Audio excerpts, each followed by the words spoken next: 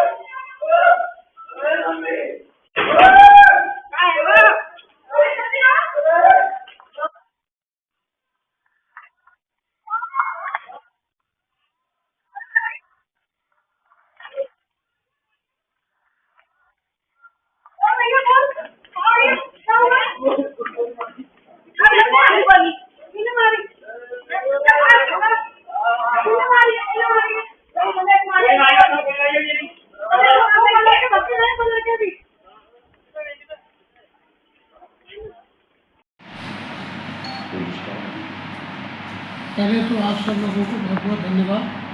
मेरी प्रार्थना पर सब लोग उपस्थित हुए।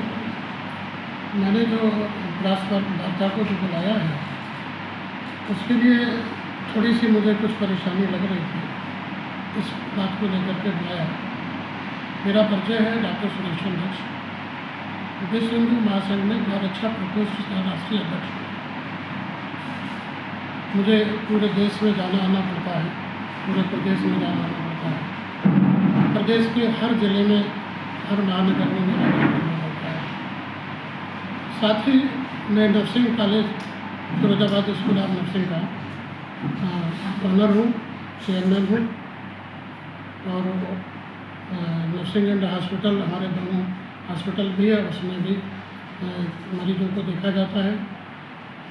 परसों लगभग 2:55 के आसपास लगभग कोई समय रहा होगा, मेरे कॉलेज कैंपस में घुस करके दो अज्ञात हमलावरों ने हमारे गार्ड के बेटा जो रोटी देने आया था उसकी गोली मार दी उसको।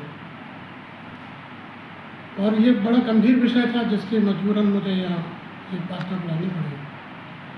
अन्यथा की स्थिति में तत्परता पुलिस ने दिखाते हुए जिसको घायल जो व्यक्ति था, तो गार्ड का बेटा था, तत्काल इमरजेंसी ट्रॉमा सेंटर भेजा गया। वहाँ उसकी हालत ठीक न होने के कारण उसे आगे के लिए रेफ़र किया गया। ये पुलिस का बहुत सराहनीय कार्य था और मैं समझता हूँ कि जितनी जल्दी तत्परता दिखाई उतनी जल्दी पुलिस आगे नहीं पाती है, ठीक समय पर वो आ गई। यह Firozabad school of nursing and hospital विगत लंबे समय से इस जनपद का पहला कॉलेज है और सबसे प्रतिष्ठित परिवार का कॉलेज है। मैं समझ रहा हूँ जो यहाँ कभी कोई भी मेडिकल से संबंधित कोई कोर्स नहीं होता था, किसी भी तरह की कोई सुविधा नहीं थी, उस समय से ये संचालित है। मेडिकल शिक्षा मिलती है, नर्सिंग की शिक्षा मिलती है, कई तरह के मेडिकल कोर्स कराए जाते हैं। तो परेशानी कहाँ पे आई?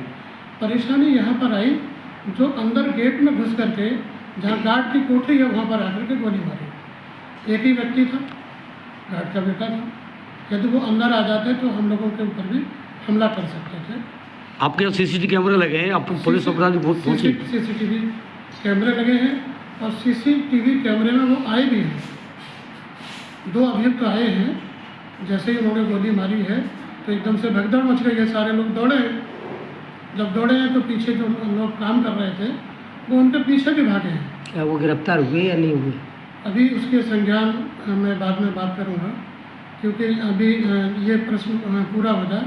उसके पीछे जब लोग भागे हैं तो एक तो व्यक्ति उत्तर दिशा की ओर भागा है, एक व्यक्ति उनमें से दक्षिण दिशा की ओर भागा है। तो दोनों तरफ जब लोग भागे हैं तो उनके पास असले थे, तो लोगों ने देखा, बताया कि आप इनको टच मत करिए, आप लोगों को भी गोली मार देंगे।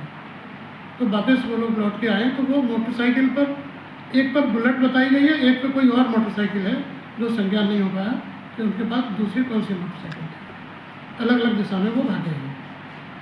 तो जहाँ तक मेरी चिंता का विषय है कि मुझे सुरक्षा की ज़रूरत है, मैं चाहता हूँ कि प्रशासन संज्ञान करे और सुरक्षा व्यवस्था करे। मैं हिंदुत्व का कार्य करता हूँ, गौरक्षा पे काम करता हूँ, तो वैसे ही हमारी तमाम कठिनाइयाँ रहती हैं हमारे जीवन में, तो इस बात को गंभीरता से लिया जाए। किस वजह से हमलावरों ने गोली चलाई? क्या कारण रहा?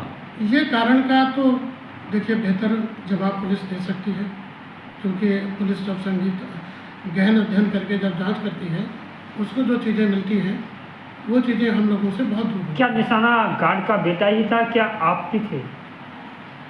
मे बी पॉसिबल, क्योंकि ऐसा तो लग नहीं रहा था यहाँ कोई मिलेगा, ऐसा तो लग ही नहीं रहा था कि यहाँ कोई मिलेगा।